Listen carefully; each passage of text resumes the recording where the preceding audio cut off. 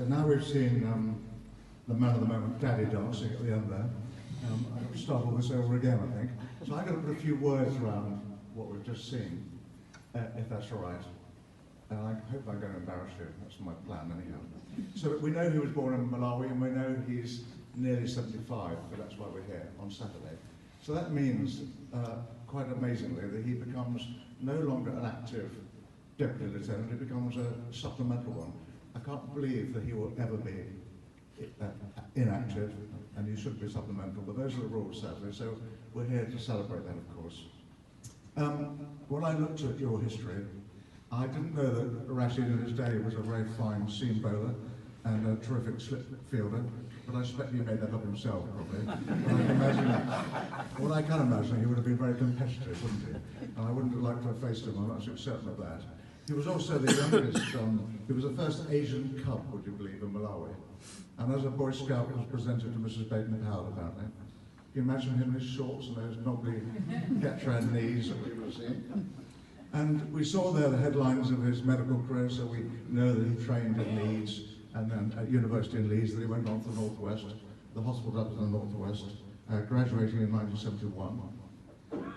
And I think we saw a little bit of it there, but I think it's just worth pausing, if I may, and just quoting his experience in those days, because I think it's important to say this.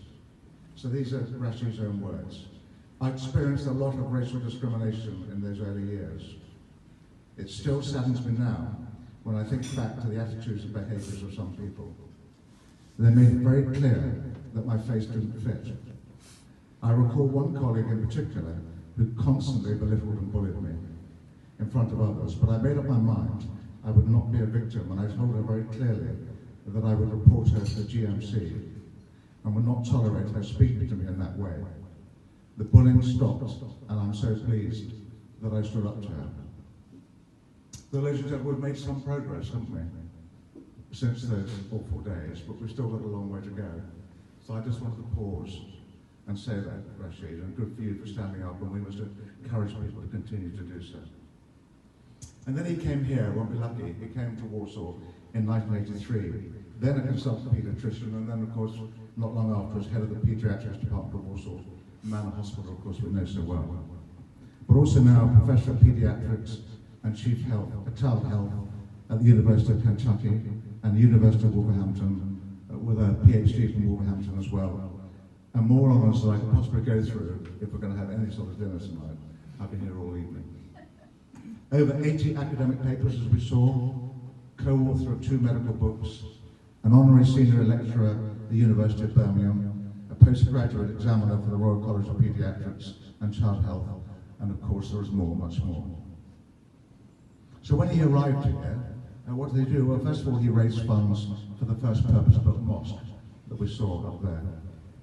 And then we know him now as Chief Executive and Trustee of Midland International Aid Trust. Again, we saw a lot of that with Mohammed Aslam, working tirelessly at constant humanitarian support that Rashid has provided. Bosnia and Kosovo, cleft-lip and paddle operations, cataract operations, projects in South Africa. So Diane and I first met him. It's not often you can remember exactly when you first meet someone, is it? You know you met them sometime around then. Well, I met you at Dudley Castle in 2015 at a lieutenancy dinner. I absolutely remember it because I did not escape without being told that he was raising money for corrugated roofs in the pool. I just done a fundraising trek in Darjeeling, so he saw me coming and got me. And he got Diana as well. So I always remember that night and realising what extraordinary energy you had. And such passion as well for what you were doing. And there have been so many other wonderful Rashid initiatives. Only very recently, of course, if you're fleeing Kabul as a refugee and you're fleeing to Britain and you're landing at Birmingham Airport, 8,000 of you, obviously leaving everything behind. Who's there working hard to help you? Rashid is. And his charity has helped thousands of people, as we saw, in India, Pakistan, Haiti, South Africa, Nigeria, Malawi, Indonesia, Bangladesh. And of course he inspired the hospital in Gujarat named after his mother. And then just a few of the awards. You're getting hungry. he started quick. The OBE, of course, 20 years ago, for services to paediatrics, and the language in those days, services to the ethnic minority communities. A special Mayor's Civic Award for raising £100,000 for the Mayor's fundraising appeal. Freedom of the Borough of Warsaw, as we saw then, acknowledging his contribution, halving the mortality rates of newborns in Warsaw. Honorary doctorates, as I mentioned, in Wolverhampton, an honorary fellowship from the Royal College of Paediatrics, the Rotary International Award for helping to eradicate polio, and a silver level national award for clinical excellence, which I know is really something. And of course, a deputy lieutenant just before Dudley Castle. So